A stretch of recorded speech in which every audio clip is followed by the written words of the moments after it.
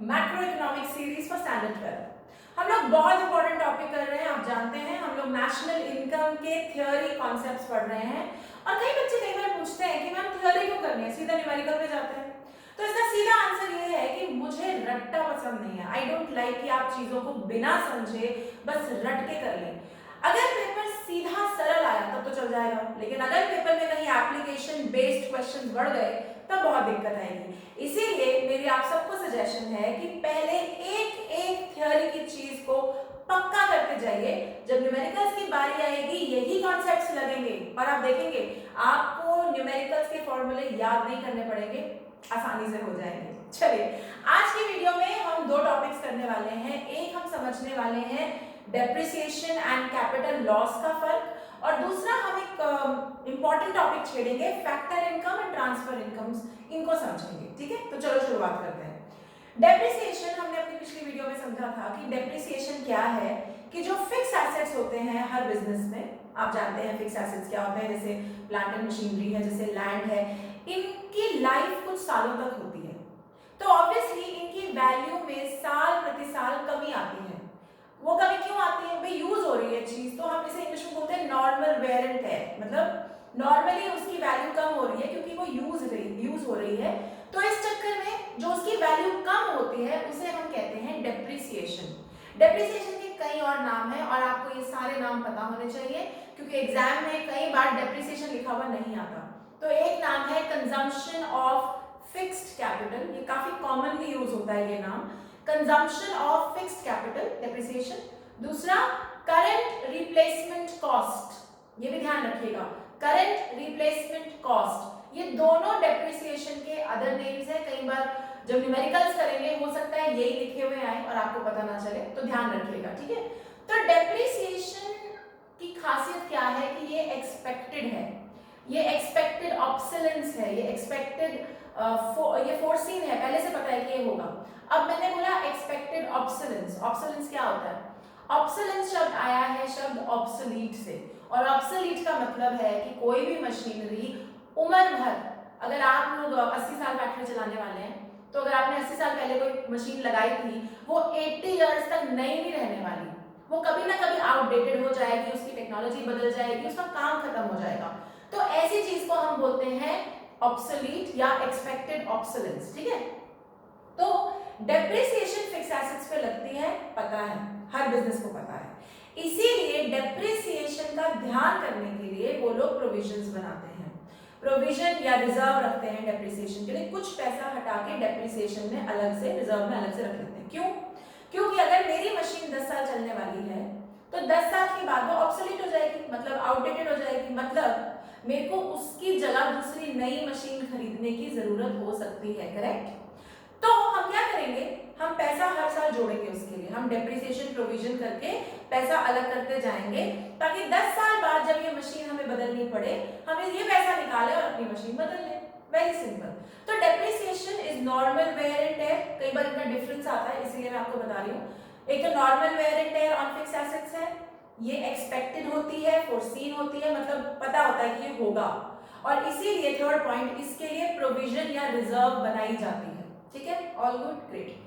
अब आओ capital loss पे। तो फिर कैपिटल लॉस क्या है? कैपिटल लॉस इज अनफोरसीन लॉस, मतलब जो आपने एक्सपेक्ट नहीं किया था, जो आपको दिखा नहीं कि होने वाला है। जैसे आग लग गई आपकी फैक्ट्री में, आग किसको पता था लगेगी, या फॉर एग्जांपल चोरी हो गई, किसको पता था कि चोरी होगी, या कोई एक्सीडेंट हो गया, ये सब चीजें पहले से पता नहीं होती, लेकिन इनकी वजह से जो फैक्ट्रियों में या बिजनेस में नुकसान होता है उसे बोलते हैं कैपिटल लॉस। ठीक है, तो कैपिटल लॉस इज अनफोरसीन, अनएक्सपेक्टेड, नहीं पता किसकी वजह से होता है, कभी थेफ्ट हो गई, कभी चोरी, सॉरी कभी एक्सीडेंट हो गया, कभी आग लग गई, उसकी वजह से। और इसके लिए फिर बिजनेसेस क्या करते हैं, आप जानते हैं, चोरी के लिए, एक्सीडेंट के लिए, फायर के लिए इंश्योरेंस होती है।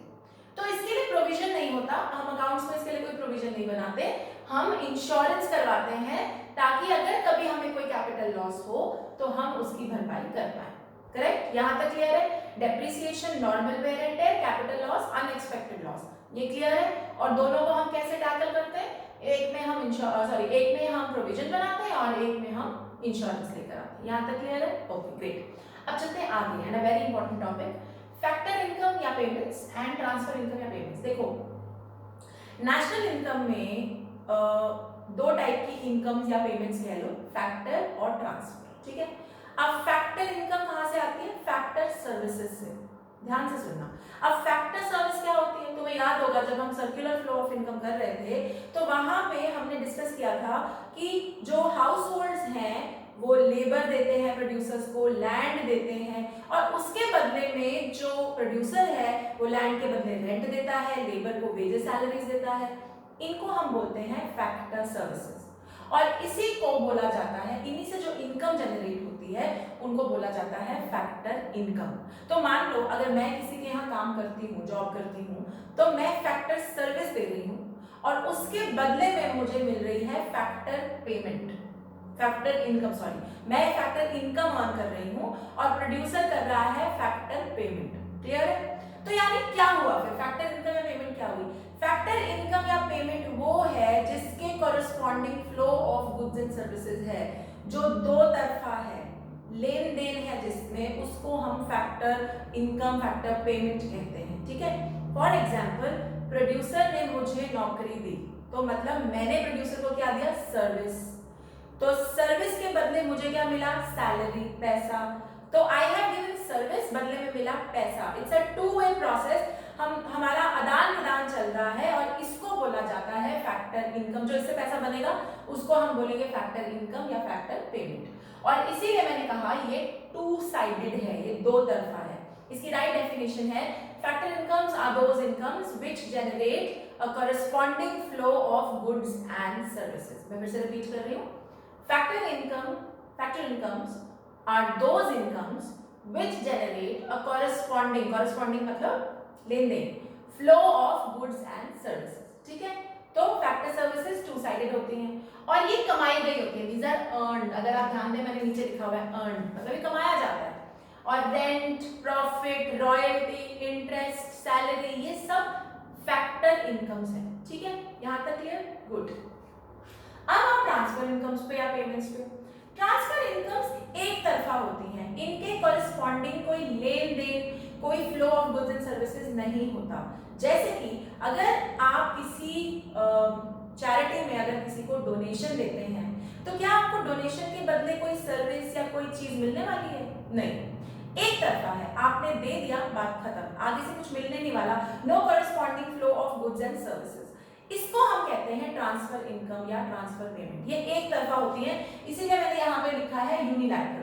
तो transfer incomes are those incomes which do not, नहीं होती, a corresponding flow of goods and services, मतलब इनके बदले कुछ मिलता नहीं है आपको, ना ही आप कुछ देते हैं, कोई आदान प्रदान नहीं चल रहा इसमें, बस ये एक तरफा है। जैसे डोनेशन, जैसे गिफ्ट, जैसे अगर कोई सरकार किसी को पेंशन दे रही है, ओल्ड एज पेंशन सरकार की तरफ से, कई लोगों को ओल्ड एज पेंशन मिलती है, वैसे उन्होंने कभी उनके साथ काम नहीं किया, बट सरकार की पॉलिसी होती है कि जो 65 ईयर ओल्ड से ज़्यादा बड़े हैं उन्हें हम पेंशन देंगे अपनी तरफ से। इसे हिंदी में भत्ता बोलते हैं, भत्ता मिलता है कईयों को, नहीं पता था? मुझे लगता है मोस्ट ऑफ द लोग सोचते हैं कि सरकार कुछ भी नहीं करती, बट ऐसा नहीं है। कई ऐसी स्कीम्स हैं जिनके चलते लोगों को पैसा मिलता है टेक्निकली फ्री में, मतलब उन्होंने कोई काम नहीं किया उसके लिए। लेकिन जैसे अगर आप दिव्यांग हैं, मतलब आपको फिजिकली कोई इशू है, या आप 65 से ऊपर हैं, तो कई बार सरकार की तरफ से पैसा आता है ना। द पॉइंट इज कि सरकार ये पैसा दे रही है, लेकिन क्या इन लोगों ने उस पैसे के लिए काम किया है? क्या ये अर्न्ड है, कमाया हुआ है? नहीं। तो ये एक तरफा है, सरकार ने ये दे दिया, और सरकार ऐसा क्यों करेगी? ताकि जो लिविंग स्टैंडर्ड्स है वो थोड़े बढ़ जाए, वो उसके बदले में उनसे ना तो कोई सर्विस ले रही है ना कोई गुड ले रही है। ऐसी इनकम्स को हम कहते हैं ट्रांसफर इनकम्स, ठीक है। ये अनअर्न्ड होती हैं, मतलब ये कमाई नहीं गई होती। और एग्जांपल मैंने यहाँ लिखा है, चैरिटी हो गई, डोनेशंस हो गई, स्कूल में डोनेशंस होती हैं, they are also unearned. Donation जो शब्द है वो है ही ट्रांसफर इनकम, क्योंकि उसके बदले में कुछ दिया लिया नहीं जा रहा, नहीं देना चाहिए। एक्चुअली में डोनेशन का मतलब ये होता है कि एक तरफा, इसके बदले कुछ मिलना नहीं चाहिए। स्कूलों में सीट मिल जाती है, वो बात अलग है, वो करप्शन है, उसे हम अलग रखते हैं। ओके, अभी क्लियर? यहाँ तक क्लियर है? ग्रेट। अब ये नेशनल इनकम में हम क्यों कर रहे हैं? क्योंकि आपको याद रखना है tip number 2 here, and remember this, factor incomes को ही नेशनल नेशनल इनकम में कैलकुलेट किया जाता है, यानी जिन ट्रांजैक्शंस में लेन देन है, corresponding flow of goods and services है, जो कमाई गई हैं, सिर्फ वो नेशनल इनकम में आती हैं। जो एक तरफा है, जिनके बदले कुछ नहीं मिल रहा, जैसे डोनेशन, जैसे गिफ्ट, इसको नेशनल इनकम में इंक्लूड नहीं किया जाता। क्यों नहीं किया जाता? क्योंकि हम देश की कमाई जानना चाह रहे हैं। अगर देश को किसी फॉरेन कंट्री ने डोनेशन दी है तो ये देश की कमाई नहीं है, ये ट्रांसफर इनकम है, इसीलिए हम इसको नेशनल इनकम में इंक्लूड नहीं करेंगे। लेकिन अगर देश ने बाहर की किसी कंट्री के को कोई गुड्स बेचे हैं या कोई टेक्नोलॉजी बेची है, फिर उसके बदले में उन्होंने पैसे दिए हैं, तो वो हमने कमाए हुए हैं, right? So that is national part of national income. ऐसे ही अगर आप कोई बिजनेस चलाते हैं, आप बाहर की किसी कंपनी के साथ ट्रेड करते हैं, आप चीजें बेच रहे हैं, आपको पैसा मिल रहा है, ये आपने कमाया है, ये हमारे देश की इनकम है। लेकिन अगर तुम्हें कोई बाहर की कंपनी का कोई मालिक है जो तुम्हारा फ्रेंड है, तुम्हें फ्री फंड में, चैरिटी में पैसा दे रहा है, वो तुमने कमाया नहीं है, so then it's a transfer income, और इसको हम नेशनल इनकम में नहीं जोड़ सकते, क्योंकि टेक्निकली ये हमारा कमाया हुआ पैसा है ही नहीं। अभी क्या समझ में आ गया? तो फैक्टर इनकम हमारी नेशनल इनकम में आएगी और ट्रांसफर इनकम हमारी नेशनल इनकम में नहीं आएगी। यहां तक क्लियर है? All good, very good. अब यहाँ पे एक आइडेंटिटी है जो मैं करना चाहती हूँ, सॉरी फॉर दैट डिस्ट्रप्शन। देखो, एक फाइनल आइडेंटिटी, सेकेंड आइडेंटिटी लिखते हैं नेशनल इनकम की। सेकेंड आइडेंटिटी है factor cost plus NIT is equal to market price. अब ध्यान रखना इस चीज का, factor cost plus NIT. NIT का क्या मतलब होता है? Net indirect taxes, net indirect taxes, और FC plus net and indirect taxes is equal to MP. ये सेकेंड आइडेंटिटी यहां से निकल कर आई। अब इसका क्या मतलब है मैं समझा देती हूँ। फैक्टर कॉस्ट आपने लास्ट ईयर माइक्रो में पढ़ा होगा। हम जब चीजें बनाते हैं तो हमको कॉस्ट ऑफ प्रोडक्शन झेलनी पड़ती है, मतलब चीजों को बनाने की कुछ लागत होती है, राइट? मैंने ये पेन बनाया, इसको बनाने में लेबर लगी, पैकेजिंग मटेरियल लगा, रॉ मटेरियल लगा, तो मान लो ये मेरा 5 रुपए का बना, तो ये मेरी क्या बनी? Factor cost. फैक्टर कॉस्ट क्यों? क्योंकि जितने मेरे फैक्टर्स ऑफ प्रोडक्शन है, लैंड, रॉ मटेरियल, लेबर, उनको पैसा देने में और इसको बनाने में जितना पैसा लगा, उसको मैं कहती हूँ फैक्टर कॉस्ट। ठीक है, ऑल गुड, ग्रेट। अब फैक्टर कॉस्ट, अब मैं बेच तो नहीं रही ना 5 रुपए का, ये मेरा 5 रुपए का तो नहीं बिक रहा, ये मैं बेच रही हूँ 30 रुपए का। क्यों भाई, क्यों बेचा मैंने 30 रुपए का? सिंपल, मैंने इस 5 रुपए पे दो चीजें ऐड की, एक तो अपना प्रॉफिट, क्लियरली, ऑब्वियसली, है ना, एंड सेकंड जो मुझे सरकार को टैक्स देने हैं वो, है ना। तो इनडायरेक्ट टैक्सेस, इनडायरेक्ट टैक्स क्या होता है? एक होता है डायरेक्ट टैक्स, एक होता है इनडायरेक्ट टैक्स। डायरेक्ट टैक्स वो होता है जो मेरे पे आया और मुझे को भरना है, जैसे इनकम टैक्स। इनकम टैक्स मेरा है, मेरे को सरकार ने बोला है कि आप पे करो, आपकी इतनी इनकम है और मैं ही उसे पे कर रही हूँ, इसे हम बोलते हैं डायरेक्ट टैक्स। इनडायरेक्ट टैक्स, सारे प्रोड्यूसर को जो टैक्स भरने पड़ते हैं अपने काम में, वो इनडायरेक्ट टैक्सेस होते हैं। इनडायरेक्ट टैक्स क्या होते हैं? भरना मैंने है लेकिन मैं खुद नहीं भर रही, मैं कंज्यूमर पे डाल रही हूँ। तो मान लो सेल्स टैक्स या जो अब जीएसटी है, जीएसटी भरना मैंने है, प्रोड्यूसर ने, अगर मैं ये बना रही हूँ पेन, तो जीएसटी मुझे भरना चाहिए, लेकिन मैं खुद नहीं भर रही। मैं क्या कर रही हूँ, मैं अपनी फैक्टर कॉस्ट में उसको ऐड कर दूंगी और टेक्निकली उसको कौन पे कर रहा है? कंज्यूमर। मतलब मैं इसको 5 रुपए का बनाती हूँ, बाकी मैं इसमें प्रॉफिट अपना जोड़ लूंगी, जो टैक्स मुझे सरकार को देना है वो भी जोड़ लूंगी, और इन सबको मिला के मैं मार्केट प्राइस बनाऊंगी, यानी 30 रुपया। तो फैक्टर कॉस्ट 5 रुपए, इन नेट, मान लो तुमने अपना प्रॉफिट परसेंटेज 5 रुपए रखा, तो 5 रुपए का प्रॉफिट और बचा कितना? 20 रुपए का टैक्स। तो 5 रुपए की फैक्टर कॉस्ट, 20 रुपए का टैक्स और 5 रुपए मेरे प्रॉफिट का, ये सब कुछ मिलके क्या बना? Market price. और मैं मार्केट प्राइस पे इसको बेच रही हूँ। बात क्लियर हो गई? तो सेकेंड आइडेंटिटी जो है नेशनल इनकम की, जिसको आप याद रखेंगे, पहली थी gross minus depreciation is equal to net. जो सेकेंड है उसको आप ध्यान रखेंगे, वो है factor cost plus NIT is equal to market price. ठीक है, एक और बात यहाँ पे ध्यान रखना, NIT is equal to IT minus subsidies, IT minus subsidies. ध्यान रखें इस बात का। अब मैंने ये क्यों बोला, नेट शब्द का मतलब, जब नेट शब्द कहीं पर आ जाए तो उसका सीधा मतलब है भाई कुछ माइनस हो रहा है, ठीक है। जैसे हमने बोला नेट इन्वेस्टमेंट क्या है, हम ग्रॉस में से डेप्रिसिएशन माइनस कर रहे हैं। ठीक वैसे ही अगर किसी चीज में नेट आ जाए तो मतलब किसी चीज से कुछ माइनस हो रहा है। तो यहाँ पे क्या माइनस हो रहा है, इनडायरेक्ट टैक्सेस में से सब्सिडीज निकाली जा रही हैं। अभी सब्सिडीज क्या बता होती है, देखो टैक्स हम सरकार को देते हैं और सब्सिडीज वो बेनिफिट्स हैं जो सरकार हमें देती है। कई बार सरकार कहती है कि इस एरिया में फैक्ट्रीज को, बिजनेसेस को, कि इस एरिया में इलेक्ट्रिसिटी आपको सस्ती पड़ेगी क्योंकि हम आपको सब्सिडी दे रहे हैं, यानी हम आपको बेनिफिट दे रहे हैं। जैसे हाल फिलहाल सोलर पैनल्स पे सब्सिडी है।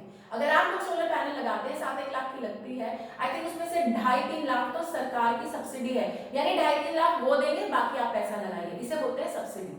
तो सब्सिडी एक तरीके से नेगेटिव टैक्स है, या एक तरीके से कह लो हमारे लिए फायदा है। प्रोडक्शन हाउसेस को बहुत सब्सिडी मिलती है, आप सब लोग जानते हैं बद्दी में बहुत साल इलेक्ट्रिसिटी पे, पावर सप्लाई पे सब्सिडी थी, मतलब फायदा था। इसी चक्कर में वहां इतनी सारी फैक्ट्रीज बन गई थी क्योंकि कई जो पावर का बिल था वो काफी हद तक जो सरकार है वो उठा रही थी। तो हम नेट इनडायरेक्ट टैक्सेस को लेंगे, ना कि इनडायरेक्ट टैक्सेस खाली। एनआईटी की का फॉर्मूला क्या है, आईटी, मतलब जो देना है वो दे दो, जो मिलना है वो ले लो। तो आईटी माइनस सब्सिडीज, जो इसका नेट इफेक्ट है वो हम यहाँ पर लेंगे और इससे बनेगा formula factor cost, factor services, मतलब उसमें हम जोड़ेंगे नेट इनडायरेक्ट टैक्सेस, जो हमने सरकार को टैक्स देना है इनडायरेक्ट टैक्स, और जो हमें सब्सिडी मिल रही है माइनस कर दो, IT minus subsidy is equal to market price, यानी फाइनली हम मार्केट प्राइस पे चीज बेचते हैं। ये है सेकेंड आइडेंटिटी। और ये जो फैक्टर कॉस्ट है ये फैक्टर इनकम से रिलेटेड है। आई होप आपको ये बात समझ में आ गई कि फैक्टर कॉस्ट, फैक्टर इनकम एक ही बात है, वही सब चीजें हैं, ठीक है, क्लियर है, all good, so very good. आज हमने जो टॉपिक किया वो क्विकली रन थ्रू कर लेते हैं। डेप्रिसिएशन और कैपिटल लॉस का डिफरेंस आता है 3 नंबर के लिए, याद रखना। उसके अलावा फैक्टर इनकम नेशनल इनकम में आती है, क्यों आती है, ट्रांसफर इनकम नेशनल इनकम में नहीं आती, क्यों नहीं आती, and a very important thing, second identity of national income numericals, factor cost plus NIT is equal to market price. अगर आप लोग मुझे YouTube पे देख रहे हैं तो लाइक एंड सब्सक्राइब करना बिल्कुल मत भूलिएगा। Till then bye bye.